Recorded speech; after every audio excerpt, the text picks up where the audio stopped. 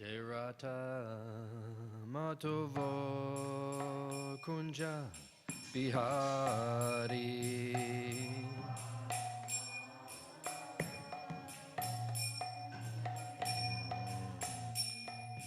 Rata Matava Kunja Bihari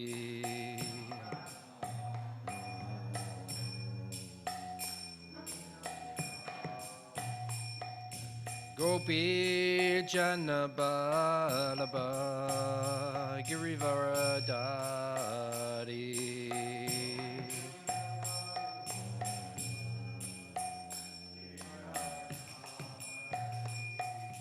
Gopi Janabalaba Girivaradari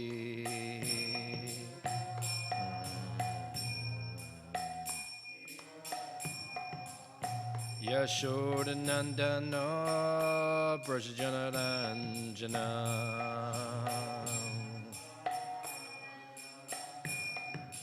Yashodanandana Brajajanaranjana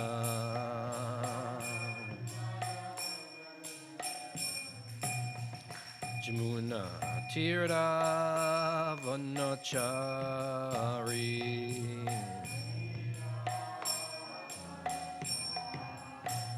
Jamuna Tirtha Vanachari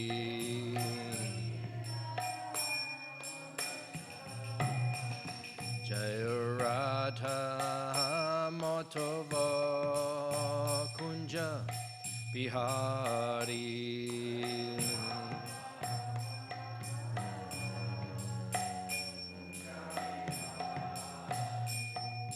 Rata Matava Kunja Bihari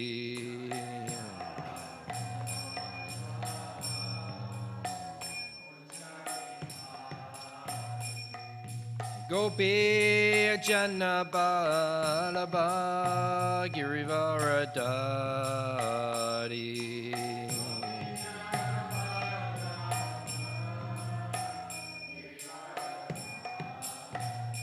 Jaya Gopi Janabalaba Girivaradari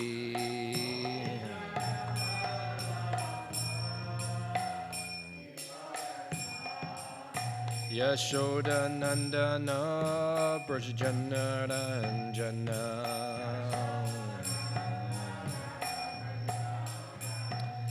Yashodanandana Brajajanaranjana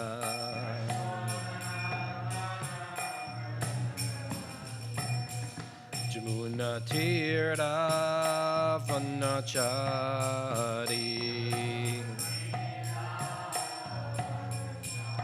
Jamuna Tirtha Vanachari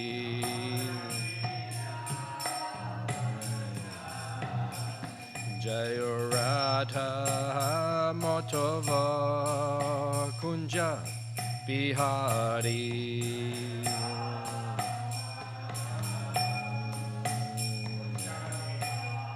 Hey Radha Madhava Kunja Bihari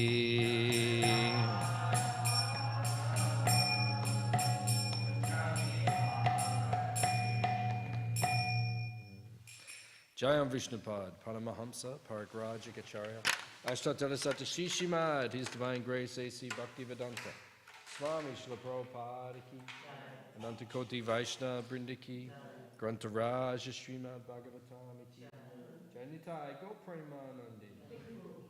All glories the assembled devotees, all glories the assembled devotees, all glories the assembled devotees. All glories to Sri Guru and Sri Gauranga.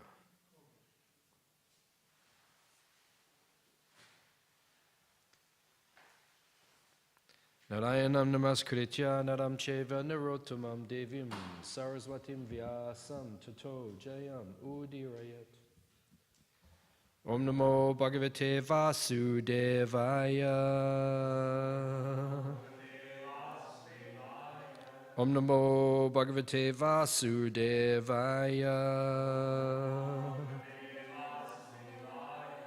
Om Namo Bhagavate Vasudevaya.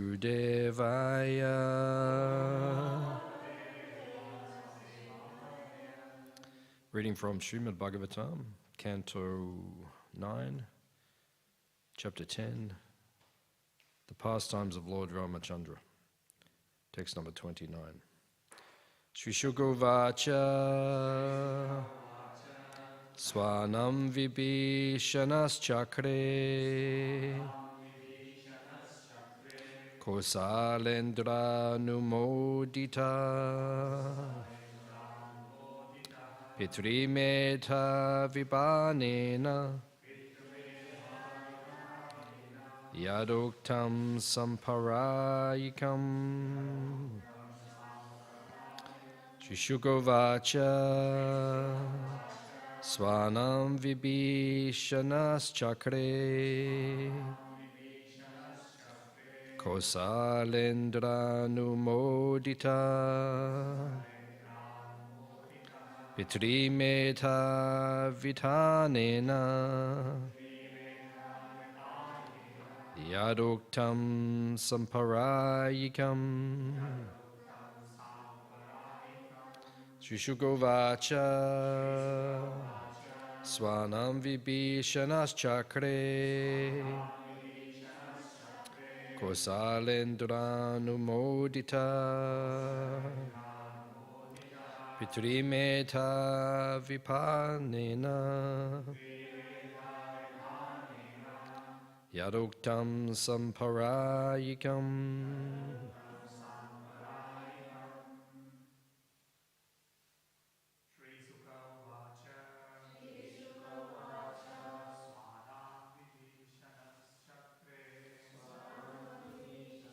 I agree.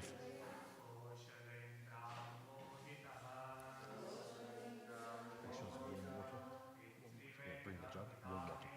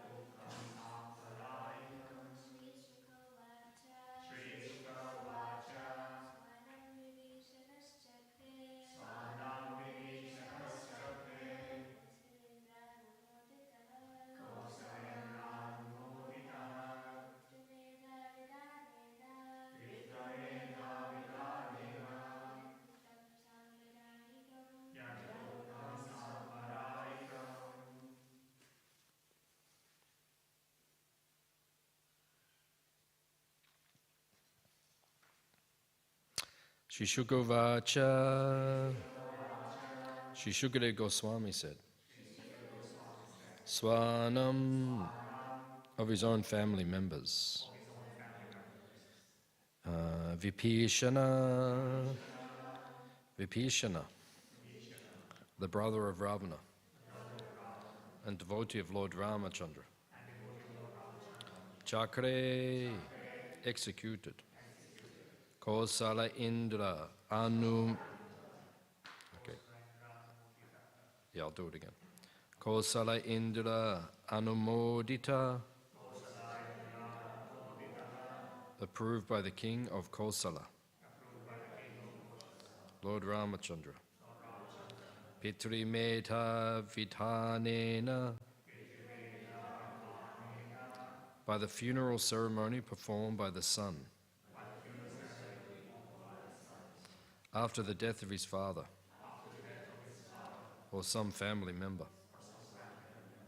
Yat uktam, which have been prescribed. Samparayikam, duties to be performed after a person's death, to save him from the path to hell. Translation and purport by His Divine Grace A.C. Bhaktivedanta Swami Śrīmad Prabhupada. Sri Shukadeva Goswami said, Vibhishana, the pious brother of Ravana, the devotee of Lord Ramachandra, received approval from Lord Ramachandra, the king of Kosala. Then he performed the prescribed funeral ceremonies for his family members to save them from the path to hell. Translation responsively. Sri Shukadeva Goswami said, Vibhishana, the pious brother of Ravana and devotee of Lord Ramachandra, received approval from Lord Ramachandra, the king of Kosala. Then he performed the prescribed funeral ceremonies for his family members to save them from the path to hell. Purport. After giving up the body, one is transferred to another body. But sometimes, if one is too sinful, he is checked from transmigrating to another body, and thus he becomes a ghost. To save a diseased person from ghostly life, the funeral ceremony or Shraddha ceremony is prescribed in authorized Shastra, must be performed. Ravana was killed by Lord Ramachandra and was destined for hellish life. But by Lord Ramachandra's advice, Vibhishana, Ravana's brother, performed all the duties prescribed in relation to the dead. Thus, Lord Ramachandra was kind to Ravana, even after Ravana's death.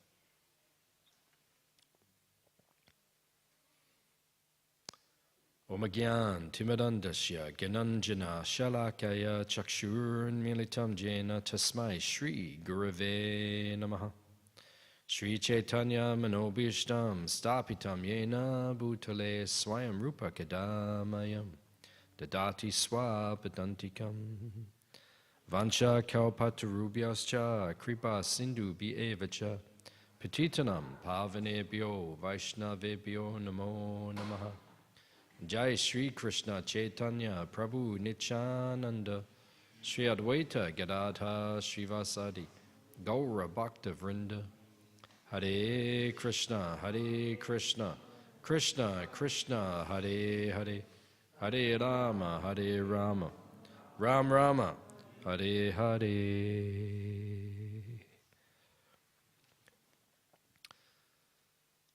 So this is a very famous pastime which is spoken of in the Śrīmad Bhāgavatam.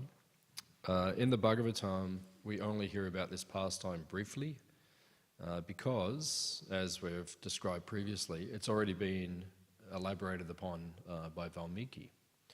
So it was spoken in length. The Ramayana is very long, and it was unnecessary. Everyone knew the story. Everyone who was sitting there, it's a very famous story. So it wasn't necessary for the entire story to be spoken again. There was only 7 days, 7 nights. It was a short amount of time to speak the whole Bhagavatam. So because he did not have time, he just speaks like a synopsis, 2 chapters, just like a brief understanding. If you want to study it further, then you need to get the Ramayana, and then you can study the whole pastime. It's very powerful pastime. It's famous all through India, and there are many instructive points within it. Srila Prabhupada wanted to translate these Shastras. Prabhupada translated Bhagavatam, almost finished the Bhagavatam, Chaitanya Charitamrita, right, and many, many other books, Bhagavad Gita, Nectar of Devotion, Teachings of Lord Chaitanya. He has different books that Prabhupada wrote. But he actually wanted to translate Mahabharata, Ramayana, because there's many powerful stories and pastimes within these shastras. But Srila Prabhupada did not have time, so therefore other devotees are translating and bringing them out. So, this particular pastime of Lord Ramachandra, there are many lessons that we can learn. And the basic principle is that there are, as Krishna speaks in the Bhagavad Gita in chapter 16, what is chapter 16 called? Yeah, divine and demoniac natures, Sura and Asura. So, there are, within God's creation, Krishna created this material creation, this Prakriti.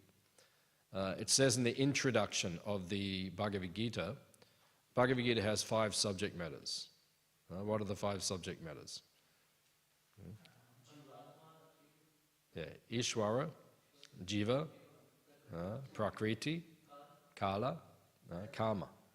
These are the 5 subject matters of the Bhagavad Gita.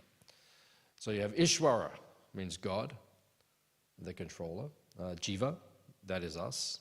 Prakriti means Paraprakriti, Aparaprakriti means spiritual energy, material energy.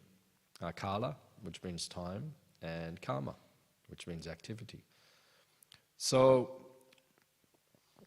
in this material world, which is created by Krishna, it is divided into 2 categories. All the living entities in this material world, they are either in one of 2 categories. They're either divine or demoniac, which means you're either Sura or Asura. That you can divide everyone here, because we have 8 billion human beings on the earth. And there's so many other planets as well, right? So there's so many living entities within this cosmos, within this universe. Just this one universe, we have so many living entities. And all of these living entities, if you take everyone in this material world, right, they're either in one of 2 categories. They're divine or demoniac, which means Sura and Asura means you are theist or atheist. You either believe in God and you follow His commandments, you follow His instructions, you follow His authority, or you don't follow it. These are basically the 2 categories that you have in this world. Either someone follows or they don't follow. That's all there is within this material world. So this pastime of Lord Ramachandra fighting with Ravana, this is the instruction which is there. Right? It's the demons and the devotees fighting together. So it describes that in the Satya Yuga, this particular pastime, Ramayana, which yuga is this in? Which yuga is Ramayana? Yeah, Treta Yuga, the second. Right? First yuga, right? You have Satya Yuga, right? So the demons and the devotees, the divine and the demoniac, they are on different planets. Just like you read in Bhagavatam, sometimes the demigods, they're attacked by the asuras, who are their cousins, right? They're related. They have auntie and uncle, kuti, akuti, like these different personalities. They gave birth to the demons and the demigods, so they're related. But sometimes the demons, they attack the planet of the demigods. They go to Indraloka or they attack, right? And usually they are defeated. Most of the time they lose the battle. Occasionally they win, very occasionally, but usually they lose the battle. So they're on different planets. And then Treta Yuga is this pastime of Lord Ramachandra. The demons and the devotees are on different continents or different countries. Right? So you have Bharat, India, and then you have Sri Lanka. So the ocean divides. Right? There's like 30 kilometers or something, I think, between the two islands. So they're in different countries. Right? The Rakshasas, Ravana, all the demons, they were in Lanka, Sri Lanka, and then the devotees were in Bharatvash. Right? So they had to cross the ocean if they wanted to make contact. And then you have Dwapara Yuga. In Dwapara Yuga, that's the Mahabharata. You have the Pandavas and the Kauravas. So the demons and devotees are in different families, same country, but different families. So you have the Pandavas, you have the Kauravas. They're cousins, but they're divided. And then you have Kali Yuga, which is now. That's where we live. And in Kali Yuga, the devotee and the demon, they are in same body. Same body. Devotee and demon living in one body. So which one are you today? You devotee today or demon today? Yeah, that's good. Good. Because we are schizophrenic. Everyone in this room is schizophrenic. Schizophrenic means you have split personality. Because you're a demon or you're a devotee, both in the same body. You understand this principle? Yeah, we have both natures. Sometimes I wake up in the morning, not so much now, but in the past, a few years back, I used to wake up in the morning and I used to, when I wake up, I say, who's there? I used to say that to myself, who's there? Is it devotee today or is it demon today? Which one? Is it the one who wants to get up and serve Krishna? Or is it the one who wants to stay in bed and sleep? He doesn't want to get up and serve Krishna. Who's there? Which one? So you have to ask yourself, because both are there. Both are inside of us. So in this age, the Yuga avatar is Sri Chaitanya Mahaprabhu. He comes not to kill you, because we know the famous pastime of Jagai and Madhai. They were acting like Asura.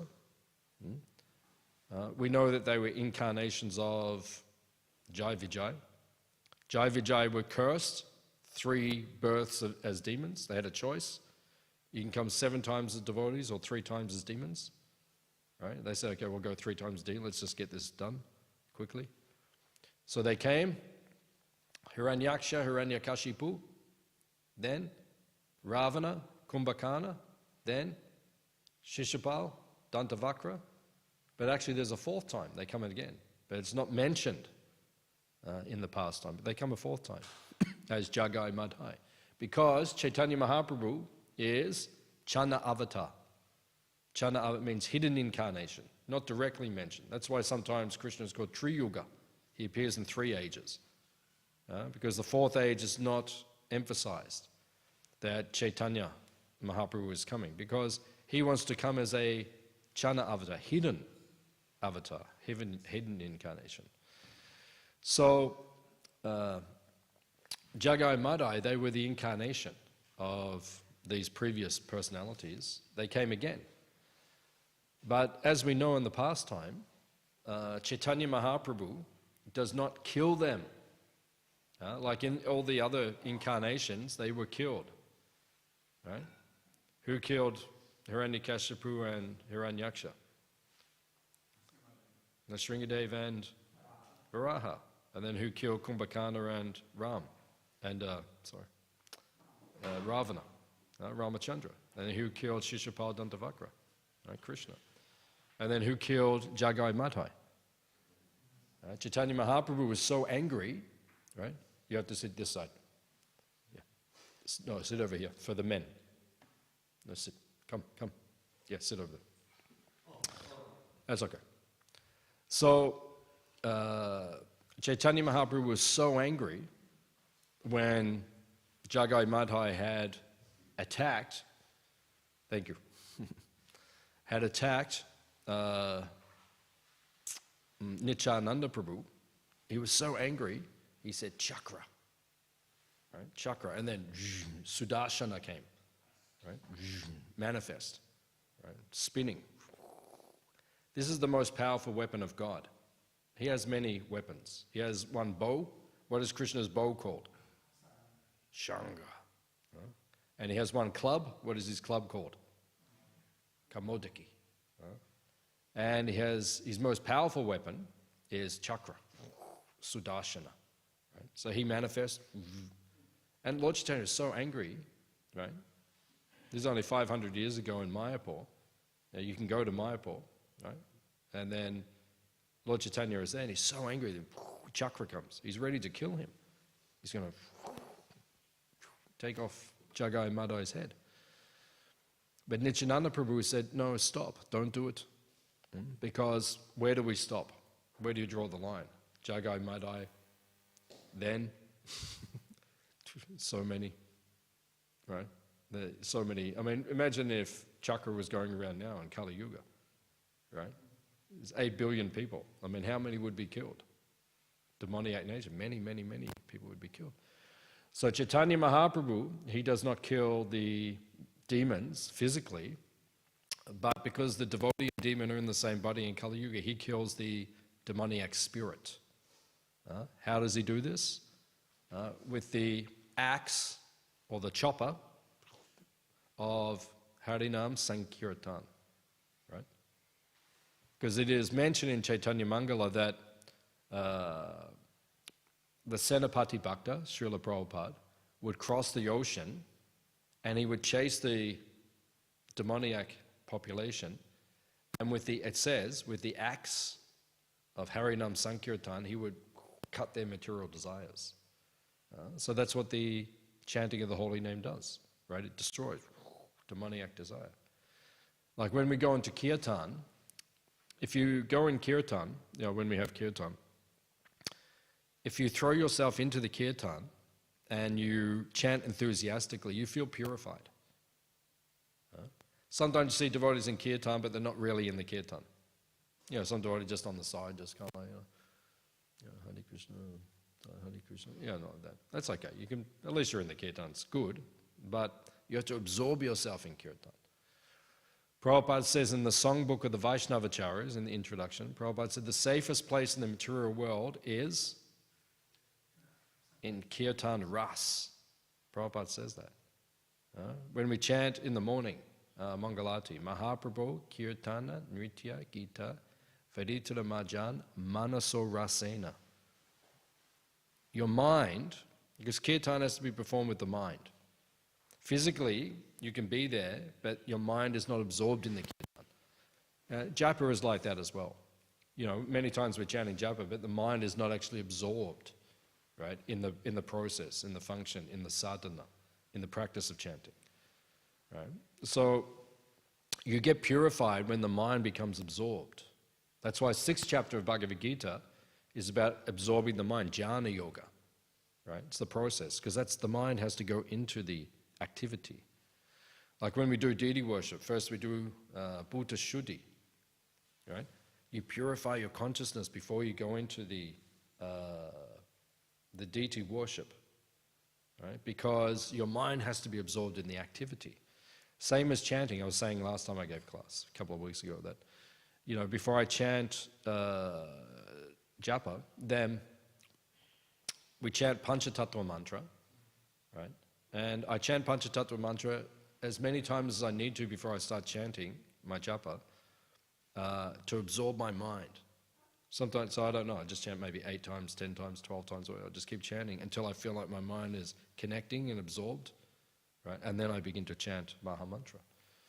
Because it's a sadhana, it's a practice. Right? So when the mind is absorbed, that's when you get purified by the activity. Right?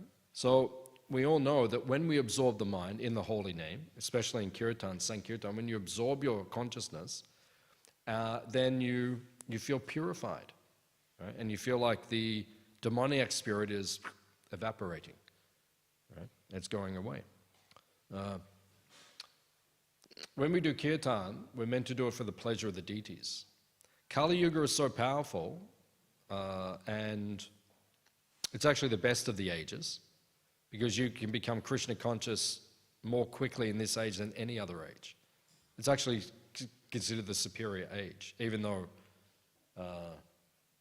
if you look around us, it doesn't feel like the superior age, but it actually is the best age for self-realization, if you absorb yourself in the process. So Prabhupada says in the beginning of the Adi Leela of Chaitanya Charitamrita, you don't even need to get initiated to go back to Godhead in Kali Yuga. The process of Nam Sankirtan is so powerful, right? That's like 1 in a million scenario. We should not think like that, because then Prabhupada elaborates actually. He says, however, okay, Nam Sankirtan is so powerful, you can just chant the holy name and go back to Godhead if you're chanting with absorption, with purity. But most of us, our subtle bodies are contaminated, so therefore we need Pancharatrika Vidimag, the path of deity worship, to purify the consciousness, so when we absorb in Bhagavad Vidimag, or hearing and chanting, then we will get more purified. And all of us who have performed deity worship know that. When you do deity worship, you purify your consciousness, then your sadhana becomes better. Your hearing and chanting becomes easier. So there's a correlation. But Prabhupada explains, the process in this age is so powerful, you can just chant Hare Krishna in the temple room before the deities have gone in Thai, and you can go back to Godhead. Right? Even if you never take second initiation, never go on the altar. I'm not saying don't do that. We're not saying don't take, because it's very beneficial. But even if you never did that, right? If you only just chanted in front of Gaura Nitai, enthusiastically with all of your heart, and develop prema, you can go back to Godhead. Right? That's how powerful the process is. Prabhupada says just dancing and chanting in front of Gaura Nitai, you can become completely liberated, which is what Bhagavatam teaches. What is that verse at the end about the holy name? 12th canto.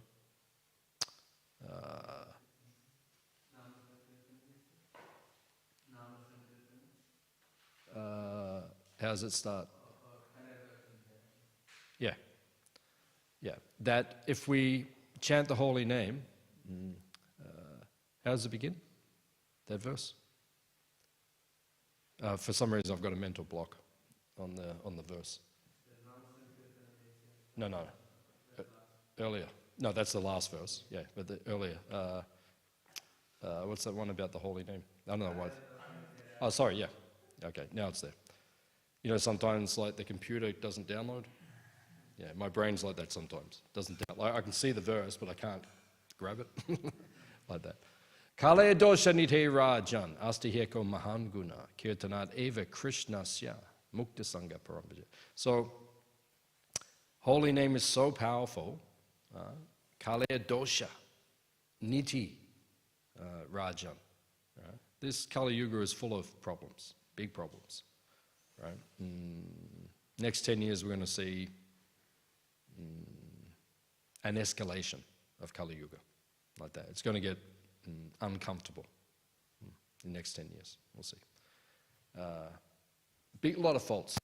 However, astiheko eka mahaguna. There's one good quality, one superior quality, a mahaguna, which is so powerful. Kirtanad eva krishnasya. Right? If you just do Krishna kirtan, right? Mukta sangha. Mukta means liberation. Paramvrajet. You can get Goloka. Paramvraj, the supreme destination. That's how powerful this chanting is. So it is so powerful that if you just chant in front of Gaura Nitai, you can become fully liberated. That's how powerful the process is. So that means you have to be, when we do kirtan in the temple, which we're very fortunate to do, we're so fortunate here in Melbourne, these deities were installed by Prabhupada himself. Like every year I like to go to the Holy Dhams. I try to go to Mayapur, to Puri Vrindavan. And one of the reasons we go is so that we can see the deities which were installed by the previous acharyas. Right? You can see the actual deities, which Bhaktivedanta Thakur, Bhakti Siddhanta Saraswati Thakur. You can see the deities of the 6 Goswamis. Some of them are there. I mean, some of them are outside of Vrindavan now, but you can see the actual deities. Right? It's very powerful. This place is a place of pilgrimage. right? It is a Kshetra, it is a Dham, right? If you understand how significant and important this temple is, to have the deities which are installed by Prabhupada himself, right? It's extraordinary, right? So, Melbourne Mahaprabhu Mandi, you have Gaurnitai, Radha Vallabha, Jagannath Balaram Subhadra, they all manifested in front of Prabhupada, right? They all became, the Lord took his position in front of Prabhupada. They were summoned by Prabhupada himself to enter the form. So, when we're fortunate enough to do kirtan in front of the deities, it must be for their pleasure. That's the point. Because sometimes I see devotees, they're doing kirtan, but they're not really focused on the deities. Even there was one time here in Melbourne, when Prabhupada was here, they went to Ormond Hall, which is just over, not far from there, and Prabhupada had a program there. You see the video on the big Lord Chaitanya as high as the roof. That statue was there. Even when I joined, he was still around. Up at Moolumbar, he used to come out for the Ratha Yatra, that big Lord Chaitanya. I don't know where he is now. But Prabhupada actually said that Lord Chaitanya has the correct dimensions for Lord Chaitanya. Also, if you go to Mayapur, Prabhupada's room? In the Lotus building? Yeah, in the Lotus building. If you go in there, that deity of Lord Chaitanya, which Prabhupada worshipped? Prabhupada said he has the dimensions of Lord Chaitanya. That's what Lord Chaitanya looks like. The dimensions are like that. So, it's so powerful that Prabhupada was in Ormond Hall and they were doing kirtan, and the brahmacharis were very enthusiastic. When we're in kirtan, we should be enthusiastic. Right? We should chant enthusiastically. And the devotees, they were in the kirtan. Prabhupada was on the stage, he was chanting. Madhudwiza Maharaj was leading kirtan. Prabhupada said he's the emperor of kirtan. Right? Did you ever do kirtan with him? Madhudwiza Prabhu? Yeah, I remember one time, 96 he came, 92, 96, he came twice. Prabhu was playing drum, mridanga, and Madhudwiza was leading kirtan. It was like very, very powerful. Prabhu was young and he could play mridanga like crazy, and Madhudwiza was leading kirtan. It was like so powerful. So Prabhupada was in the hall and they were having the kirtan, and all the devotees were going around Gaurnitai, but the brahmacharis were going like, Hare Krishna, Krishna Krishna, Hare Hare, Hare Ram, Ram Ram, Hare Hare. They're doing like. Prabhupada stopped the kirtan. Yeah, he said, Prabhupada looked at him and he said, not like this. He said, like this. And he said, start. Hare Krishna, Krishna Krishna. So the point is, sometimes we do the kirtan, when I see the devotees, we're in front of God, but we lose the consciousness of Gaurnitai. We're chanting for their pleasure. If they were here, like in their original forms, you would be looking at them. You would be looking at them. The point is, we should do kirtan enthusiastically, but it must be for their pleasure. It must be for their pleasure. Sometimes devotees just get, especially the men, they get testosterone driven. They just become a little bit like crazy. That's good. Enthusiasm is good. But sometimes you can see they're actually losing track of what we're doing here, right? The consciousness should not be lost. Up at Moolumbar, they have the Holy Name Retreat a few years ago. Govinda Maharaj was there, B.B. Govinda. He was leading kirtan. Devotees were all dancing, and then it started getting really crazy, But then devotees even stopped chanting because they're just like having too much fun. And Maharaj, you could hear him on the stage. He's saying in the microphone, keep chanting, because everyone's just like becoming so much fun and just like they're throwing devotees in the air and doing all sorts of things. Maharaj said, hey, keep chanting, because the holy name is the center. We're worshipping. Kirtan means you are worshipping the holy name. When you take Brahman initiation, second initiation, you can go on the altar, you can worship the deity, you can worship the Shalagram, you can worship Giriraj, right? When you're second, you can go on. But and that's why you can go back to Godhead even without taking Diksha or second initiation, because when you worship the holy name properly and chant properly, you can go back to Godhead. That's how powerful it is.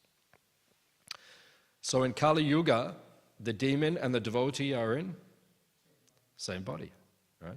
And then how do you get rid of the demon? By chanting the holy name, right?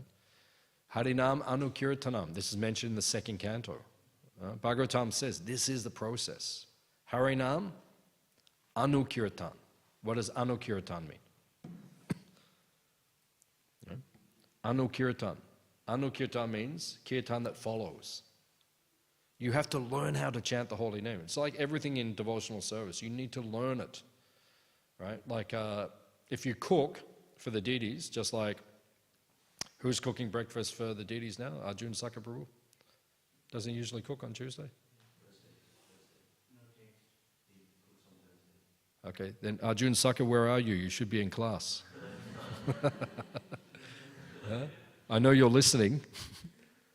He used to say to me, because he used to cook on Tuesdays, and they used to say, oh, Prabhu, I listened to the class. But I know you're listening now, where are you? If you're not cooking, you should be here, setting the example for the community. So, I'll speak to you afterwards when I see you. So, just like, whoever's cooking the breakfast for the deity, they have to learn how to cook. Right? You have to learn how to cook. Prabhupada taught the devotees in the beginning of ISKCON, Prabhupada taught how to make puris. Puris that puff up.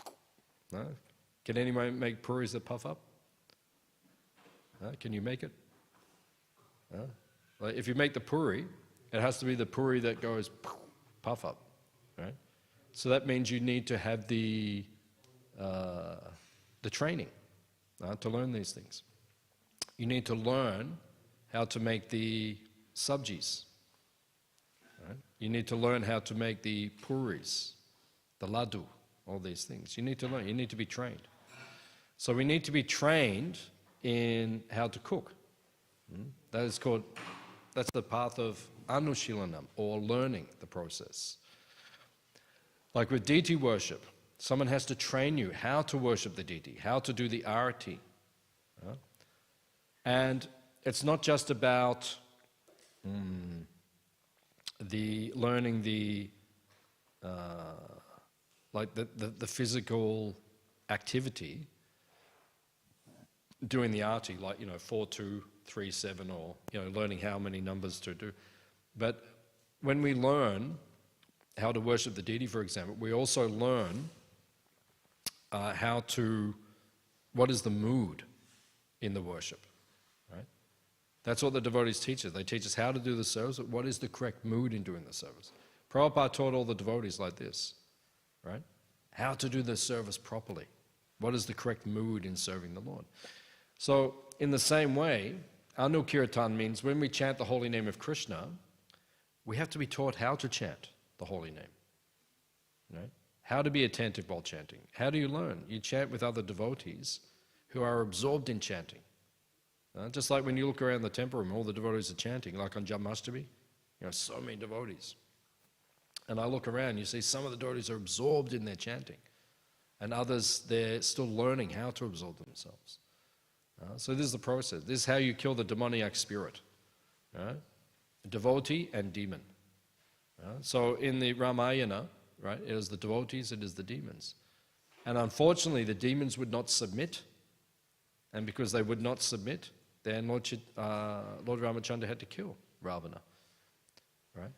Ravana was actually given the opportunity to surrender. Lord Ramachandra, he defeated him. He said, come back tomorrow and just give me Sita, and then I'll walk away. I'll go back to India. You stay here with Lanka. Right? But Ravana would not submit, and then Lord Ramachandra had to kill him. So we have to kill the demoniac spirit within our consciousness. We do that by worshipping the holy name, chanting the holy name properly. That is the process in the age of Kali. So I'll stop here. Are there any questions, any comments on what we discussed?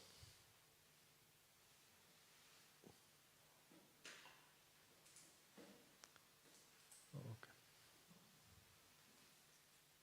Any other questions?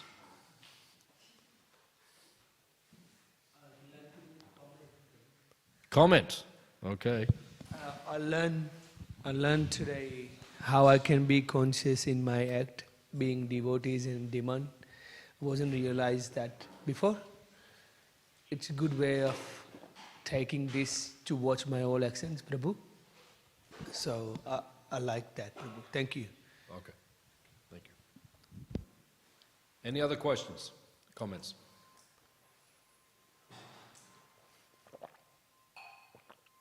Thank you all for coming. Hare Krishna. Srila Prabhupada ki. Jai.